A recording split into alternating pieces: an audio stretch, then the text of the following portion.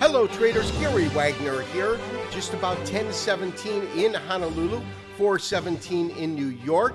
It is Tuesday, 23rd day of August, 2016, and we are looking at the Dow Jones Industrial Average eking out a gain on the day, very, very small gain, but closing up about 18 points at 18,547. Of course, all investors and traders are awaiting with bated breath, so to speak, any statements that will be made by the Fed, by Janet Yellen, that of course being on Friday.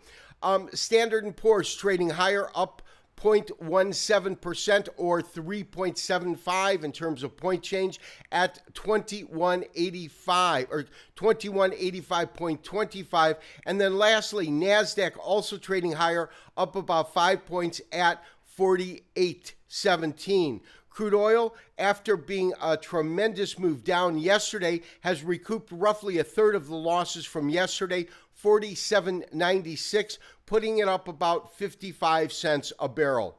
So traders, I do want to start today's trending markets off by looking at oil.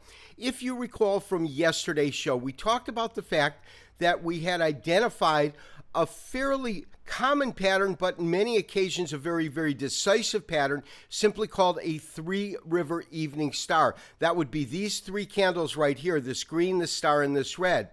Basic criteria to compose this pattern is a series of rules. First rule is it has to occur after a defined uptrend. We certainly got that.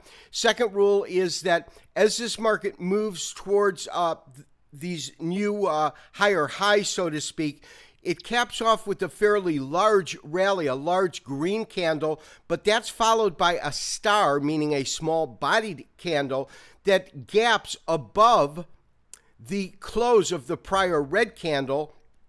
And in a perfect formation, the following day you get a red candle which opens below. You can see this is opening just about at, but it would open below or at the prior open of this candle here. And also, as I said yesterday, the one thing about stars that is unique in a candlestick is that color is not important. You could have had this pattern really unfold like this with a red-bodied, of course, turns black as I put the red in there, but a red-bodied star. Color is not important in stars and umbrella line candles.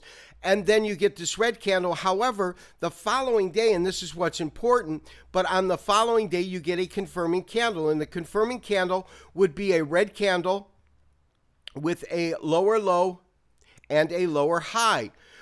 Well, we certainly didn't get any kind of confirming candle. That's quite obvious. In fact, what we got is this green candle going in the body, the mid-range of the prior candle, which tells me that, A, the trend here in terms of a pivot point is absolutely undecisive.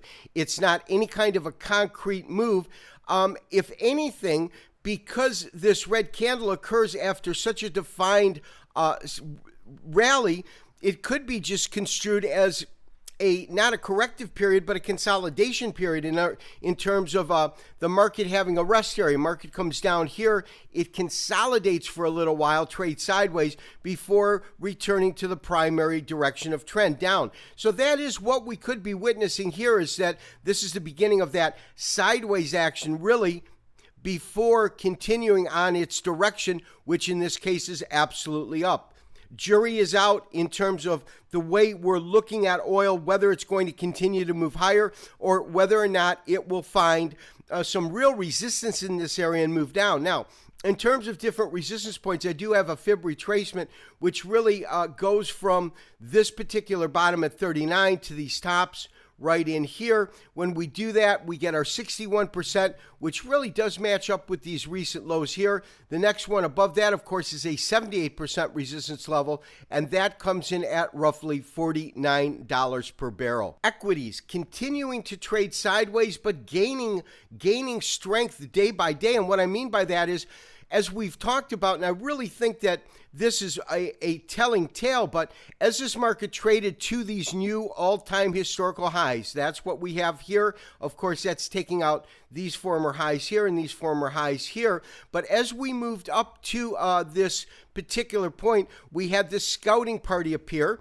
which is that one time it pops above and on a closing basis closes above what was, or at that point, at resistance, but then it forms a beachhead. And a beachhead is a series of candlesticks that will trade above this particular area, kind of demonstrating the level of support that you have at this area. Now, once again, we're up about 375. We're, flirting with record territory, but that's not what's important. What is important to me is whether or not this is going to become a base and support, a bouncing board, so to speak, in which you have tremendous support in this area, and that would really elevate this market to move to higher ground should we get the proper fundamental news. Now, obviously, with Yellen coming out on Friday, anything is possible, and we can expect dovish statements to really propel this market to the upside along with the precious metals, and we can see that hawkish statements, or statements that interest rates or a rate hike is more imminent than initially perceived, would really put pressure on this market. So we are absolutely in a wait-and-see attitude. And as we get closer, we'll see how this market continues to react. My sense is it will be quiet going up to Yellen's speech, but anything is possible. This has been Gary Wagner, wishing you, as always, good trading. We'll talk to you tomorrow on Wednesday for another Trending Markets. Bye-bye.